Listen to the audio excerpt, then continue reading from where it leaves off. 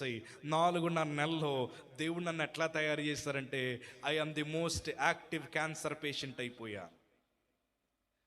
Cancer రోగంతో బాధపడుతున్న most active patient అయిపోయాను. అంటే ఎలాగో తెలుసా, ముఖం మీద చిరునవ్వు పోలేదు, అస్సలు బెంగ దిగులు ఏమీ లేదు. చచ్చిపోయిన నవ్వుతూ చచ్చిపోయేలాగా ఉన్నాం మేము అక్కడ. అంటే దేవుడు ఎంత బలాన్ని ఇచ్చాడంటే, అయ్యో పాపాన్ని జయించగలిగిన కృపను దేవుడిచ్చాడు. ఉంటే ఆయన రాజ్యంలో ఉంటాం, బతుకుతే ఆయన రాజ్యం కోసం పనిచేస్తాం. ఈ 2 తలంపులు తప్ప మరొక తలంపులు లేవు.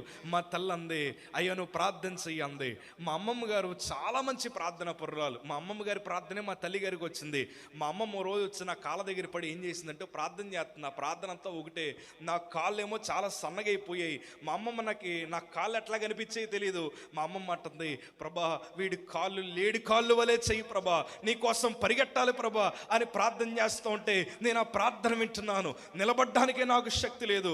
కానీ నేను ఒక మాట చెప్తాను, విశ్వాసముతో ప్రార్థించిన వారికి భవిష్యత్తును నా ప్రభు తెలియజేస్తాడు. హల్లెలూయా.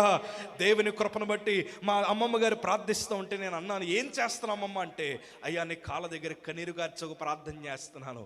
నీ కాళ్ళను లేడి కాళ్ళ వలె నా ప్రభు పరిగెట్టేలాగా చేస్తాడు. ఆ స్థలాల్లో మేము బలహీనులమే, ఆ రోజు మేము బలహీనులమే, కానీ ప్రార్థన మనల్ని ఏ స్థలానికి నడిపించాలో ఆ స్థలానికి నడిపిస్తుంది. దేవునికి స్తోత్రం కలుగునుగాక. అందుకే విశ్వాసముతో చేసే ప్రార్థన నీతిమంతుడి విజ్ఞాపనది బహుబలమైనదిగా మార్చబడుతుంది అన్నట్లు ఆ రోజు వారు చేసిన ప్రార్థన నన్ను నా కుటుంబాన్ని కట్టగలిగింది. ఓ రోజు ఏమైందంటే, నేను రోజు ప్రార్థిస్తాను, దేవుడు నాతో మాట్లాడలేదు అన్నాను కదా. దేవుడు నాతో ఎలా మాట్లాడో చెప్పి ముగిస్తాను. ఆ రోజు రాత్రి 2:30 అయింది. మా తల్లిగారు నా పక్కనే ఇలా చేయి పట్టుకొని పడుకుంటూ ఉండేది. నేను చచ్చిపడిపోతే చచ్చిపోయినట్టు అనమాట.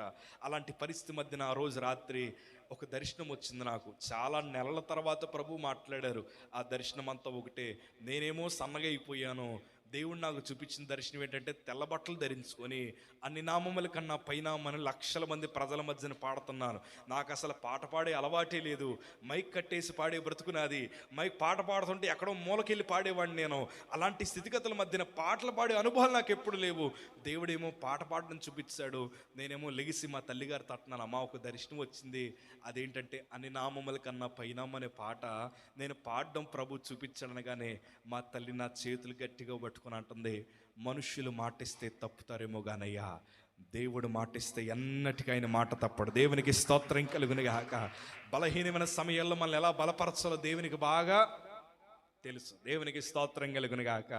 అందుకే వాక్యం వినాలి, మందిరానికి రావాలి. ఎందుకంటే దేవునికి తెలుసు మనతో ఎలా మాట్లాడాలో, దేవునికి తెలుసు మనల్ని ఎలా నడిపించాలో. 4.5 నెలలు గడిచేయండి. 4.5 నెలల్లో నాకు జరిగిన లాభం ఏంటంటే, నా స్నేహితులు దూరం అయిపోయారు, బంధువులు రాబంధులైపోయారు, మేము ఒంటరి వారిగా మార్చబడ్డాం, ఏమీ లేనంటి వారిగా మిగిలిపోయాం. కానీ బైబిల్ మాత్రం చేతుల్లో ఉంది. ప్రభు కోసం ప్రార్థించడం ప్రారంభించాం. ప్రభాన్ని చెప్తాం. ఓ రోజు డాక్టర్ గారు వచ్చారు మా దగ్గరికి, కూర్చోబెట్టారు. వీపు మీద చాలా గట్టి కొట్టాడు. ఆయన కొట్టిన తర్వాత ఓ మాట అంటున్నాడు, ప్రశాంత్ నీకు మాట చెప్పాలయ్యా. ఎస్ డాక్టర్ చెప్పండి. కొన్ని రోజుల నుంచి నీ ఎముకలను మేము పరీక్ష చేస్తున్నాం. అందులో మాకు తెలిసిన విషయం ఏంటంటే, నీ ఎముకలోంచి పుడుతున్న ప్రతి రక్త కణములో ఒక్క క్యాన్సర్ కణం కూడా కనిపించట్లేదన్నారు. దేవునికి స్తోత్రం కలుగునుగాక. ఆ మాట చెప్పగానే ఆనంద బాష్పాలు అలా ఉంటాయి. ఆ రోజే నాకు తెలుసు. బయటికి నవ్వుతున్నాను కానీ కళ్ళలోంచి అట్లా నీళ్ళు గారిపోతున్నాయి. ఆ రోజే కాదు, ఎప్పటికీ నేను ప్రభుని అడుగుతున్న ఒకే ఒక్క ప్రశ్న, అసలు నాలో ఏముందని బ్రతికించావు, నేనేం చేశానని బ్రతికించావు, నా దగ్గర ఏముందయ్యా, నాకు నేనే ఉపయోగపడలేని బ్రతుకు నాది. అసలు మా జీవితం ఎక్కడో మారుమూల ప్రాంతాల్లో ఉండే జీవితం అయ్యా. దేవుడు నాకు మీకు చెప్పిన సమాధానం ఏంటి తెలుసా, అయ్యా మీరు నన్ను ప్రేమించక ముందే మొదట నేనే మీ అందరిని ప్రేమించాను. ఈరోజు నేను అంటాను, మనం ఎవరో ప్రేమించలేదని తెగ బాధపడిపోతూ ఉంటాం, ఎవరో గౌరవించలేదని తెగ ఏడుస్తూ ఉంటాం, వాళ్ళ పట్టించుకోలేదు, వీళ్ళు ప్రేమించలేదంట. నేను అంటాను, ఆయన ప్రేమిస్తున్నాడు సరిపోదా, ఆయన ఆదరిస్తున్నాడు సరిపోదా? ఆ ప్రభు ఆ మాట చెప్పగానే రోషం వచ్చేసింది నాకు. థ్యాంక్ యూ ప్రభా, థ్యాంక్ యూ. హాస్పిటల్ నుంచి బట్టలన్నీ సర్దుకొని బయటకు వద్దామని డిశ్చార్జ్కి వచ్చాం. వెంటనే మాకు రిపోర్ట్ వచ్చింది, బిల్లు. హాస్పిటల్ చివరిలో మనకి ఇచ్చే బహుమానం ఏంటండి అమ్మ చెప్పండి, బిల్లు. బిల్లు చూడగానే పోయిన రోగం మళ్ళీ ఏమైపోద్ది, అమ్మో ఏటయ్యా బాబు ఎంత బిల్లు వేశారు అనుకుంటాం. ఆ డాక్టర్గా మాకు అప్పుడే 4.5 నెలలకి 35 లక్షలు ఖర్చు అయ్యి 35 lakhs అయ్యాయి మాకు. వైద్యులు వచ్చిన తర్వాత ఆ రిపోర్ట్ ఇచ్చి బిల్లు ఇచ్చిన తర్వాత అన్నారు మేము ఇంకా 4 లక్షలు కట్టాలి, ఇంకా 7 లక్షలు కట్టాలి, ఇంకా 7 lakhs కట్టాలని. కానీ ఇప్పటికే మేము చాలా అప్పులు చేసాం, చాలా మంది తాకట్టు పెట్టారు, బంగారాలు తాకట్టు పెట్టాం, లోను ప్రయత్నం చేసాం, ఏదీ రాలేదు. ఇప్పుడు 7 లక్షలు మేము ఎట్లా కట్టాలయ్యా అని ప్రార్థించడం ప్రారంభించాం. ఆ ప్రార్థన అంతా ఒకటే, యేసయ్యా అప్పిచ్చే వాళ్ళు ఎవరు ఉంటే దయచేయి ప్రభా అని ప్రార్థిస్తున్నాం. ఎందుకంటే అప్పుడు మాకు ఏం కావాలి? ఇది మీ విశ్వాసాలు బలపరచడానికి చెప్తున్నా. చాలా చోట్ల ఈ సందర్భాన్ని నేను చెప్పను, ఎందుకంటే టైం పొడుగవుతుంది కాబట్టి. బట్ చాలా సమయాన్ని ఇచ్చారు నాకు మీరు. సో ఎప్పుడైతే మేము అప్పిచ్చే వాళ్ళ కోసం ప్రార్థన చేస్తున్నాం, ఇక్కడ రోగం తగ్గిందని సంతోషపడాలో 7 లక్షలు కట్టాలని బాధపడాలో అర్థం కాని పరిస్థితి మాకు. ఇంక అందరికీ ఫోన్ చేసాం, ఏ ఫోన్ రింగ్ అవుతున్నా అప్పిచ్చే వాళ్ళేమో అనుకుని ఆశపడుతున్నాం. కానీ అందరూ అంటున్న మాట, మా దగ్గర ఏమీ లేదు. మా బాబాయ్ వచ్చారు అప్పుడే. ఆయన అన్నారు, నేను ఒకసారి డాక్టర్ గారిని బ్రతిమాలుతాను, ఎంతో కొంత తగ్గించమందాం అంటాను. హాస్పిటల్లో ఎంత తగ్గిస్తారు తెలుసా? 10,000. ఆ 7 లక్షల్లో 10,000 తగ్గించినా గొప్పే, 20,000 30,000 తగ్గించినా గొప్పే. మా బాబాయ్ అన్నారు, అడుగుతానమ్మా అన్నారు. నాకు ఒక రోజు ఒకటి సన్నివేశం గుర్తొచ్చింది. నాకు హాస్పిటల్లో చాలా మంది ప్రార్థించడానికి సేవకులు వచ్చేవారు. మా తల్లి ఎప్పటికీ మాకు నేర్పించిన అనుభవాలు ఏంటంటే, కళ్ళు మూసుకుని డబ్బులు తీసిద్ది మా అమ్మ. సేవకులు ఎవరు వచ్చినా కానీ అప్పుడు హాస్పిటల్లో మాకు 500 గైతలు 1000 గైతలు ఉండేవి. కళ్ళు మూసుకొని తీసేది మా అమ్మ. నేను అట్లా చేతులు చూస్తూ ఉండేవాడిని, అందరికి అట్లా ఇచ్చేది. నేను మా అమ్మతో అన్నాను, ఆ రోజు నువ్వు లెక్క పెట్టించుంటే బాగుండేమో, మనకి 2-3 లక్షలైనా మిగిలేవన్నాను. మా తల్లికి ఎంత కోపం వచ్చేసిందంటే, దేవుడికి ఇచ్చింది ఏది వృధాగా పోదో, నువ్వు ఆ మాట అనొద్దన్నారు. మళ్ళీ క్షమించు ప్రభా, నీకు ఇచ్చింది నేను లెక్కలు అడగకూడదయ్యా అని మళ్ళీ ప్రార్థించడం ప్రారంభించాం. నేను, మా బాబాయ్, మా తల్లి గారు అందరూ ప్రార్థిస్తున్నాం. అందరిని అడిగేసాం, అప్పులన్నీ ఎవరన్నా ఉంటే ఇవ్వండి అయ్యా, 7 లక్షలు మరలా తీర్చేస్తాం, ఏదో ఒకలాగా అప్పు కట్టేస్తామని అడుగుతుంటే అందరూ అంటున్నారు, అమ్మ మా చేతుల్లో ఏమీ లేదు. దేవా ఎందుకు ఆపుతున్నావు, ఎందుకు మాకు ఇలాంటి పరిస్థితి అని మేము మళ్ళీ ప్రార్థిస్తూ ఉంటే, ఒక అరగంట 40 నిమిషాలు అయిన తర్వాత నర్సు గారు పరిగెట్టుకుంటూ వచ్చేస్తున్నాము రిపోర్ట్ పెట్టుకుని. ఆమంటుంది, అమ్మ మీకు బిల్లులో తప్పు పడింది అనగానే మా గుండెల్లో ఇంకా పెద్ద రాయ. హాస్పిటల్లో బిల్లు తప్పు పడిందంటే 7 కాస్త 14 అయిపోయిందేమో, ఈ 7 కోసమే చచ్చిపోతుంటే మళ్ళా తప్పు పడిందంటే మరింకెక్కువ వేసేసారేమో, ఏంటి ప్రభా ఈ శిక్ష మాకు అనుకుని మేము ఇలా అనుకుంటుంటే మా ముఖాలన్నీ దిగులుగా మార్చబడ్డాయి. ఆ మంటున్న మాటంతా ఒకటే, అమ్మా మీరు ₹1 కూడా హాస్పిటల్ కట్టక్కర్లేదు, మేమే తిరిగి మీకు 4 లక్షలు ఇవ్వాలన్నారు. దేవునికి స్తోత్రం కలుగునుగాక. ఎందుకంటే మాకు వచ్చిన ఫండ్ మరలా మాకు తిరిగి ఇచ్చేస్తున్నారు. అంటే దేవుని మహాకృప ఏంటో తెలుసా? ఒకటి ఆపుతున్నాడంటే ఇంకోటి ఏదో సిద్ధం చేశాడని దాని అర్థం. హల్లెలూయా. దేవుని కృపను బట్టి మేము హాస్పిటల్కి 50,000తో వెళ్ళాం, తిరిగి వచ్చినప్పుడు ఎంతతో వచ్చాం? మేము 4 లక్షలతో వచ్చాం. దేవునికి స్తోత్రం కలుగును గాక. ఇంటికి వచ్చాక మా బంధువులు రాబందులు అయిపోయారు. శ్రమ వచ్చినప్పుడే కదా అందరు రంగు తెలిసిద్ది. ఓ రోజు తల్లి అంటుంది, అయ్యా మేము పడిపోయామయ్యా, అందరూ మమ్మల్ని వదిలేశారయ్యా, మేము చాలా భారాన్ని అనుభవిస్తున్నామయ్యా అని ఏడుస్తుంటే నేను అన్నాను, నువ్వు పడ్డం మంచిది. ఎందుకో తెలుసా? నువ్వు పడితేనే కదా నేను లేపేవారు ఎవరో తెలుస్తుంది. నువ్వు శ్రమల మధ్యన వెళ్తేనే కదా నీ భుజం తట్టేవాడు ఎవడో తెలుస్తుంది. పడాలి, శ్రమ అనుభవించాలి. మేము ఆ శోధల మధ్యన వెళ్ళాక మా బంధువులు రాబంధువులు ఎలా అయ్యారంటే నన్ను ధైర్యపరచడానికి వచ్చారు. ఆ ధైర్యం ఎలా చేశారో తెలుసా? ఈ క్యాన్సర్కి మందు లేదు కదా, 6 నెలల్లో సంవత్సరంలో మళ్ళీ వచ్చిద్దేమోనయ్యా, మీరు హెల్త్ ఇన్సూరెన్స్లు కట్టండి అని ధైర్యపరిచారు మమ్మల్ని. ఎంత బాగా ధైర్యపరిచారో. కోవిడ్లో మీరు అందరూ ధైర్యపరచబడ్డారు కదా బాగానే. కోవిడ్లో వాళ్ళు చచ్చిపోయారంటే వీళ్ళు చచ్చిపోయారంటే మీరు ధైర్యంగా ఉండండి వివరాలు. ఇంకేం చేయాలో అర్థం కాలేదు. 6 రోజులు గడిచింది, జ్వరం వచ్చింది, హాస్పిటల్కి వెళ్ళాను. నా క్యాన్సర్కి ఉండే లక్షణం ఏంటంటే WBC కౌంట్ పెరిగిపోద్ది. వెంటనే హాస్పిటల్లో రక్త పరీక్షలు చేస్తే WBC కౌంట్ పెరిగిపోయింది.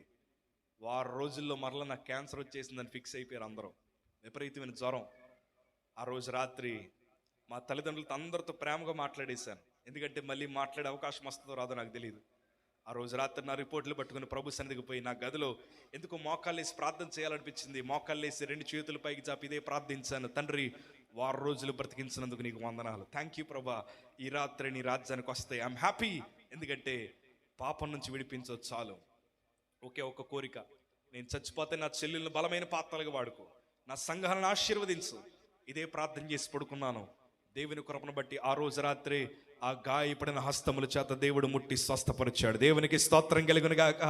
ఉదయాన్నే ఆరోగ్యవంతుడిగా లేచాను. చక్కటి కృపను దేవుడిచ్చాడు. ఏ నోటితో అయితే బూతు మాటలు రాసాను అదే నోటితో దేవుని కృపను బట్టి 23 పాటలు రాయడానికి దేవుడు కృప చూపించాడు. ఈ అక్టోబర్ నుంచి వాటిని రిలీజ్ చేయడం ప్రారంభిస్తున్నా. దేవుని కృపను బట్టి ఎక్కడైతే నేను అవమానించబడ్డానో, ఎక్కడైతే మేము వెలివేయబడ్డామో, అదే స్థలంలో దేవుని కోసం ఘనమైన పాత్రలుగా దేవుడు వాడుకోవడం ప్రారంభించాడు.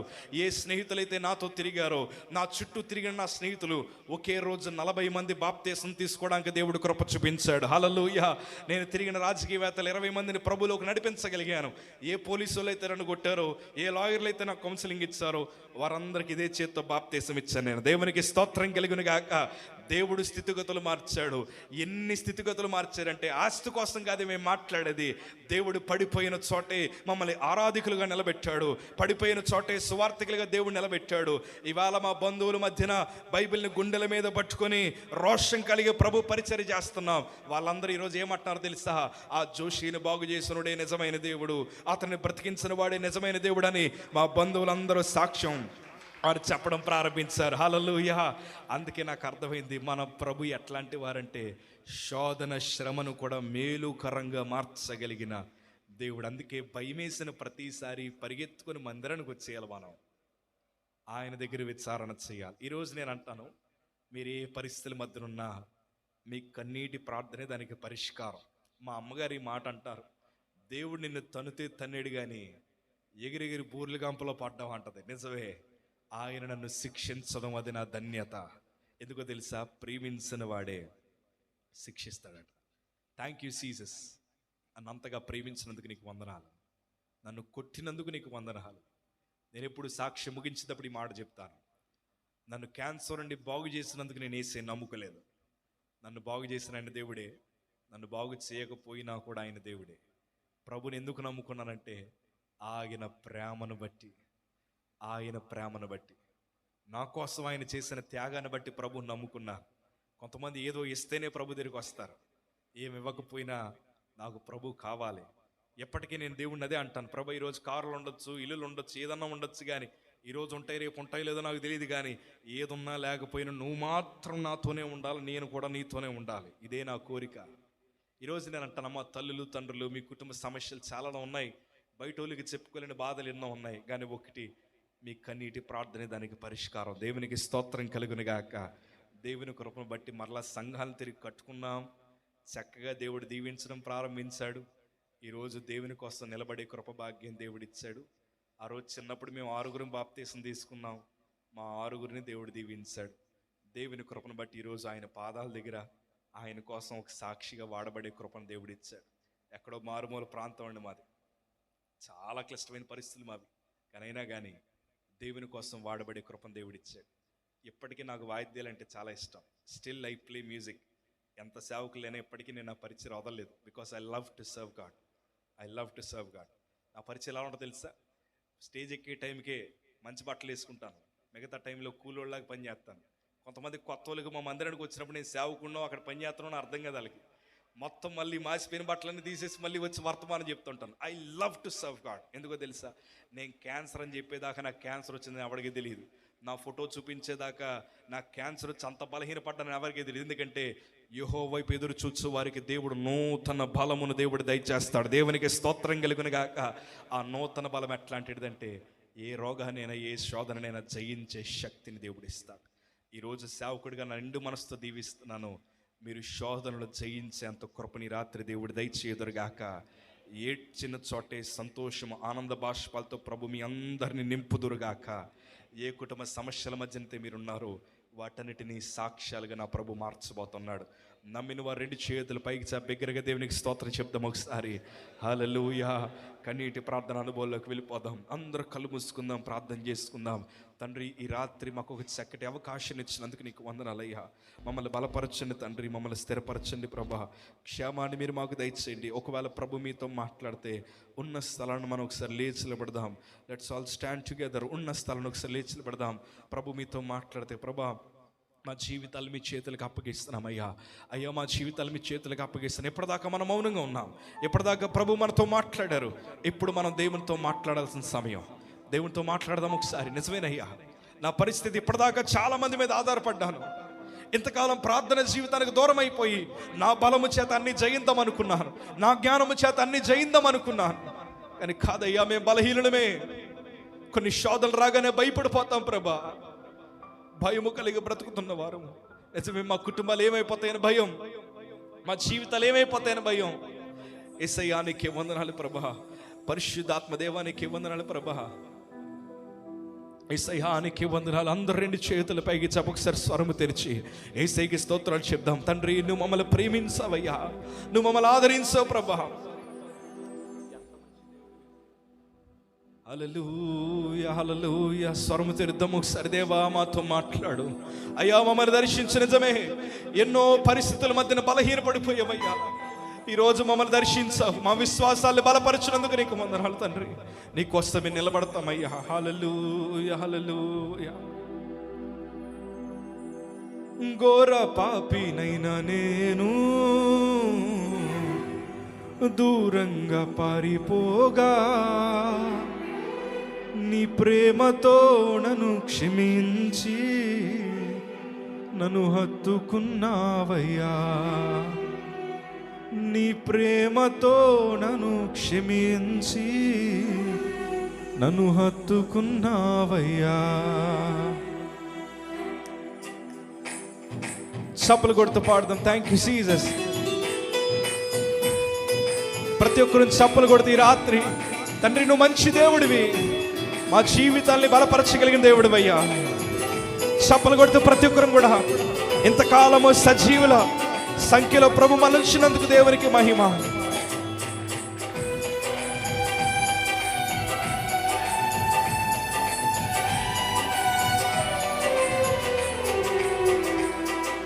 నాకున్న వారందరూ నన్ను విడచిపోయినాను, నాకున్న వారందరూ శోధనలు వచ్చినప్పుడు వదిలేసి వెళ్ళిపోతారయ్యా. నన్ను విడచి స్వరము తెరిచి పాడదాం ఈ మాట. ఎన్నెన్నో ఇబ్బందులకు గురి చేసినను నన్ను నీవు విడువలేదయ్యా.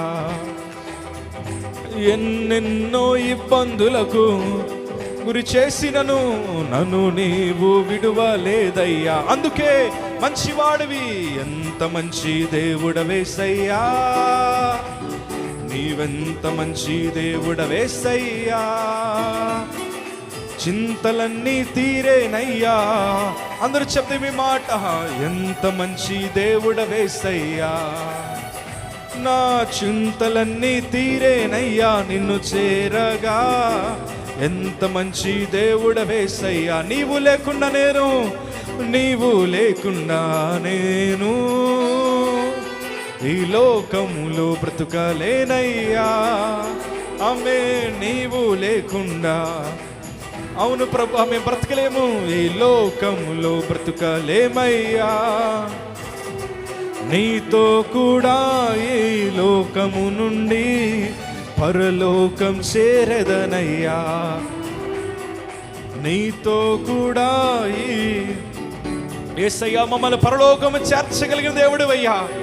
అందుకే నీవు మంచివాడివి. ఎంత మంచి దేవుడవేసయ్యా. నీవెంత మంచి దేవుడవేసయ్యా. చింతలన్నీ తీరేనయ్యా నిన్ను చేరగా ఈ రాత్రి. ఎంత మంచి దేవుడవేసయ్యా. మా చింతలన్నీ తీరేనయ్యా. సంగమంతా ఎంత మంచి దేవుడవేసయ్యా.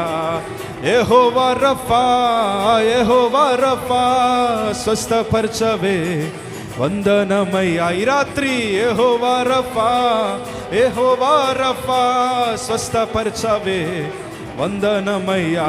నన్ను స్వస్థపరచవే. ఈ రాత్రి స్వస్థత కలుగునుగాక. ఆమేన్. వందనమయ్యా. పూర్ణ మనసుతో ఆరాధింతు నిన్ను, పూర్ణ బలముతో ప్రేమించేదన్. పూర్ణ మనసుతో ఆరాధింతు. అందరూ ఎలుగెత్తి పాడదాం ఈ మాట. ప్రేమించేదన్. ఆరాధన ఆరాధన ఆరాధన ఆరాధన. ఆమేన్. ఆరాధన ఆరాధన ఆరాధన. అందరూ కలిసి నాతో ఈ మాట చేద్దాం. ఆమేన్. ప్రేమించేదా ప్రేమించేదా ప్రేమించేదా ప్రేమించేదా నా ప్రాణమున్నంత వరకు, నీ మట్టిలో చేరే వరకు. యేసయ్యా నా ప్రాణమున్నంత వరకు, నీ మట్టిలో చేరే వరకు. ఆరాధన స్తుతి ఆరాధన. ఆమేన్. ఆరాధన. ప్రభువా మమ్మల్ని పరిశుద్ధపరచండి రాత్రి. ఆమేన్. ఆరాధన స్తుతి ఆరాధన. ఆరాధన స్తుతి ఆరాధన. ఆరాధన స్తుతి ఆరాధన. ఆరాధన. దేవుని శక్తి చేత నింపబడదాం. ఆరాధన నీకే ఆరాధన. ఆరాధన నీకే ఆరాధన. ఆరాధన. అందరూ స్వరము తెరిచి యేసయ్యా యేసయ్యా మా యేసయ్యా యేసయ్యా మా యేసయ్యా యేసయ్యా. దావీదు కుమారుడి రాత్రి మమ్మల్ని కరుణించండి. యేసయ్యా నీకే వందనాలు ప్రభువా. పరిశుద్ధాత్మ దేవా నీకే వందనాలు తండ్రి. దయగలిగిన దేవా నీకే స్తోత్రాలు ప్రభువా. హల్లెలూయా హల్లెలూయా.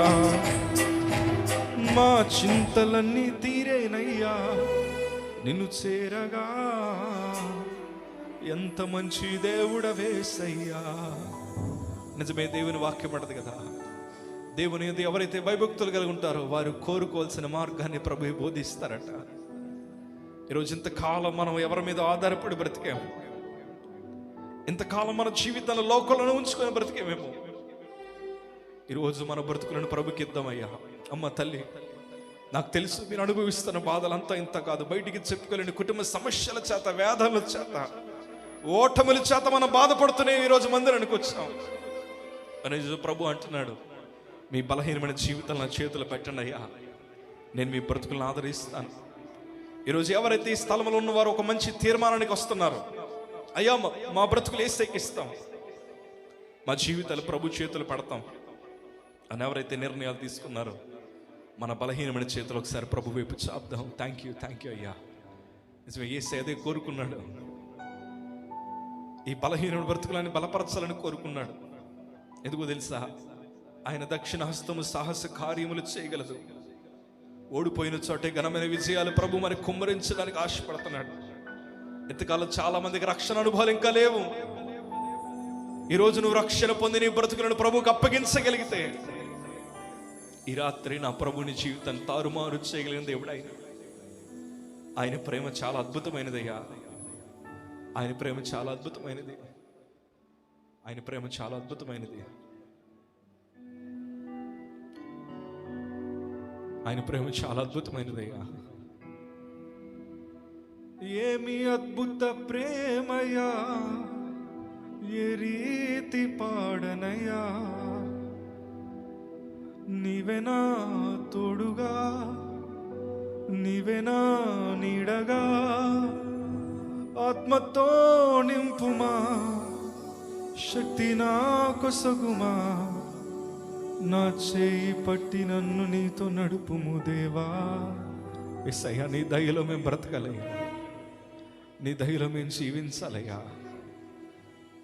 ఈ లోకములు కాదు కానీ రెక్కల చాటును మేము బ్రతకాలయ్యా. ఈరోజు యవన జీవితాలు కూడా ప్రభుకు అప్పగించండి అయ్యా. పాపం వల్ల వచ్చే జీవితం మరణమే. ఎన్నాళ్ళలో మనం దాన్ని దాయలేము, ఎన్నాళ్ళలో శిక్ష నుండి మనం తప్పించుకోలేము. ఈరోజు మోసం చేయొచ్చు, రేపు మోసం చేయొచ్చు, కానీ మనల్ని మనమే మోసం చేసుకుంటున్నామయ్యా. ఆ పాపాలను విడిచిపెట్టండి. నా ప్రభు ఈరోజు మిమ్మల్ని విస్తరింపచేయాలని ఆశపడుతున్నాడు అయినా. ప్రభు మరి తండ్రి, మరొక్కసారి బిడ్డలందరినీ మీ చేతులకు అప్పగిస్తున్నాం. సేవకులు బిడ్డల పట్ల ఎంతో భారము కలిగి వారు రక్షించబడాలి, వారి కుటుంబాలు క్షేమాన్ని చూడాలని ఈరోజంతా ప్రభు వారిని సన్నిధిలో గడపడానికి ఒక చక్కటి అవకాశాన్ని మీరు కల్పించినందుకు నీకు వందనాలు. మరొక్కసారి ప్రాంగణంలో ఉండిన బిడ్డలందరినీ మీ చేతులకు అప్పగిస్తున్నాం.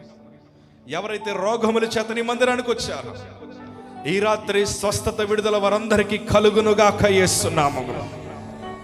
ఎవరైతే దుఃఖము చేత వచ్చారో ఆ దుఃఖమంతా ఈ రాత్రి కొట్టివేయబడునుగాక. క్షేమాన్ని మీరు ఇవ్వండి అయ్యా. బలపరచండి, స్థిరపరచండి. ఈ రాత్రి బిడ్డల విశ్వాసాలు బలపరచని నమ్ముచున్నాం. రాతి హృదయాలను మాంసపు గుండెగా మీరు మార్చినందుకు నీకు వందనాలయ్యా. రక్షణ లేనట్టు వారికి రక్షణ అనుభవాలు మీరు పుట్టించండి. నీ దయా కిరీటాన్ని వారి పట్ల మీరు ఉంచమని, క్షేమాన్ని దయచేయమని, వెత్తబడిన సాక్షి వాక్యం వారి హృదయాలు ఉంచు. 30 60 100 వారు ఫలించడానికి కృప చూపించమని యేసు నామమున వేడుకుంటున్నాం పరమ తండ్రి, ఆమేన్. సంతోషం నాలుగు బిగ్గరగా దేవునికి స్తోత్రం చెప్దాం. ఒకసారి బిగ్గరగా స్తోత్రం చెప్దాం. హల్లెలూయా. దేవుడు మిమ్మల్ని మీ కుటుంబాలు దేవుడు దీవించుదురుగాక. అలాగే చక్కటి అవకాశం ఇచ్చిన దైవ విషయాలకు నా హృదయపూర్వక వందనాలు తెలియజేస్తూ మా కోసం, మా మినిస్ట్రీ కోసం ప్రార్థన చేయండి. Thank you. God bless you. Praise the lord.